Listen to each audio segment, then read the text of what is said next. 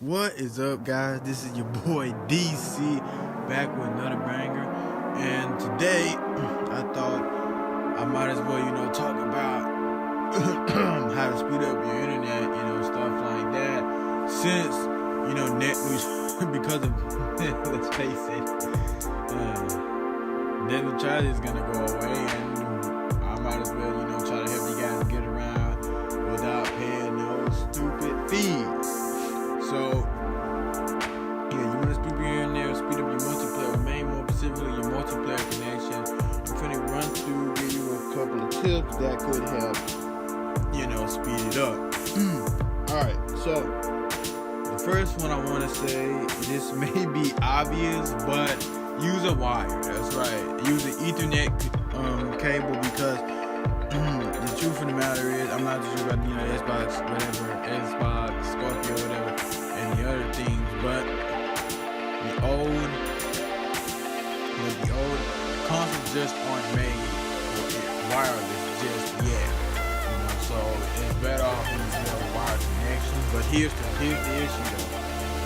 You obviously don't want a cable that is too short because obviously it wouldn't fit, and you don't want a cable too long because of the resistance and friction and all that stuff. If you get a cable that is too long, it would be just like it's wireless. In fact, I think the connection would be even more worse. I know because I've done it, man. It's no different.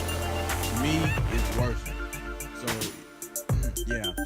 You want to make sure, instead, making that mistake, you want to make sure that you do what you got to do, man. You got to measure the distance from your Xbox to your router, okay? You got to measure. Now, you can get somebody a one-on-one, whatever, pay someone to do it, but you need to have the exact measurement because, like I said, if you're wrong, you might as well not have it. So, yeah, get an Ethernet cable. They're pretty, you can find them on eBay. So you just type in Ethernet cable and you'll see something. Now, the next option, don't worry, it is free. You don't have to pay. Now, that's no love, but basically what we're going to do is DSN.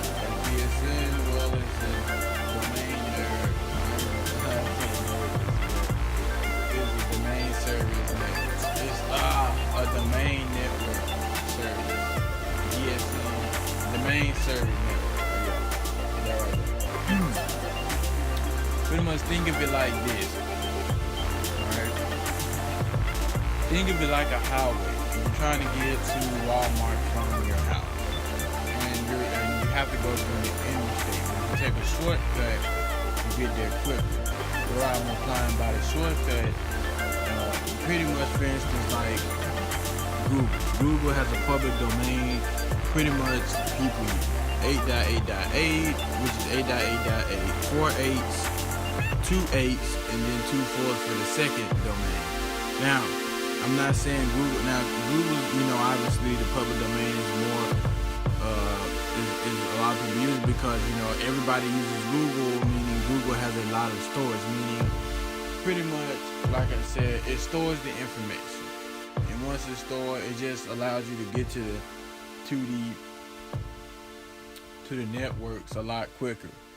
Now, like I said, so also a lot of people don't tell you this that I'm aware of, but you can't use Google. If you put in Google and it doesn't work, you can simply just hit manual or whatever, just convert it back. Because a lot of people don't tell you, the closest the domain is to you, the faster it will load, the faster it will go. So if you're using something in India and you're trying to use it in the US, obviously it's not gonna work.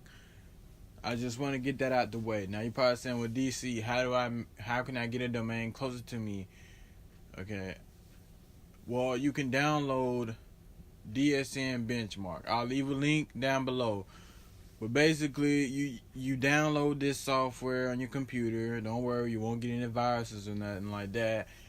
and you download it, and once it's downloaded, you pretty much start the test. It will take a couple minutes, and once it's done, it will give you a list from top to bottom of the fastest DSNs around you. Now you want to look at the ones with the higher red. Also they'll have like little boxes, black boxes around the first, so you'll know what is the primary DSN and what is the secondary, primary, secondary. So yeah, also I do have another one that is benchmark. This DSN is made by Google. It is a Google app and application, so a software. So if you're a Google freak, I guess go nuts. The name of it is Name Bench, I believe. What I said? Yeah, I said Name Bench. Then yeah, Name Bench is the name. Those are two good ways to make sure you have a good connection.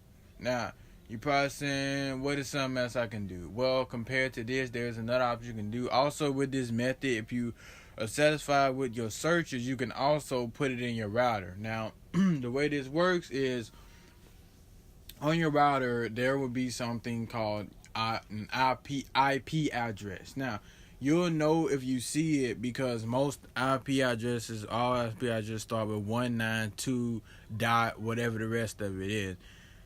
And most of the time, it's at the bottom of the router, it's at the side of the router. Again, all routers are different, so some have it at the bottom, some have it at the side. I've had a router that had it at the bottom, and I have a router that has it at the side. It could be at the top, it could be anywhere. But yeah, you want to look for something that has IP address, which can kind of give you your physical location. Obviously, I can't show you exactly where it is on my router, but just know those are the most two spots there is. All you have to do is look for IP. All right, and pretty much now keep in mind. All right, when I say this, you gotta put it in the address bar, not the search bar. Meaning you don't put the IP address in Google search. No. You put it into the address bar, which is the bar at the top. Okay, that's what you put it in. You put that number in there because if you do it like that, it's gonna take you directly to where you need to go. If you do it the other way, it's gonna pull up results instead of taking you to directly to whatever it is. Now, depending on what you got with your router, you may have to get your information. A lot of the time, your login information will be on the router as well.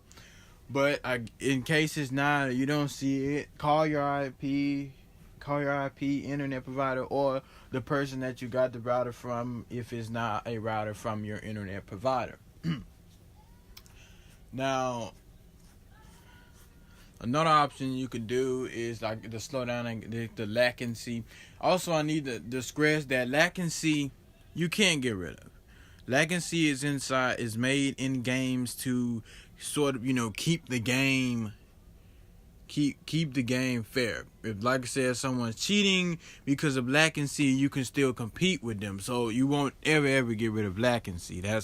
And plus on consoles, you're never gonna get rid of it anyways. You can't get it below a certain number. It's gonna stay a certain number. So also you could do is because you can get a monitor, okay? And what I mean by I'm talking about a PC monitor, a gaming monitor, because TVs, they have very slow latency. But like I said, a gaming setup is a lot of money. So a cheaper alternative that you have is gaming TVs. They are cheaper.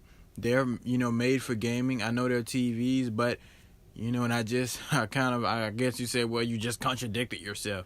But yes, they're gaming TVs, all right? They're made for gaming, all right? Trust me, man. Trust me.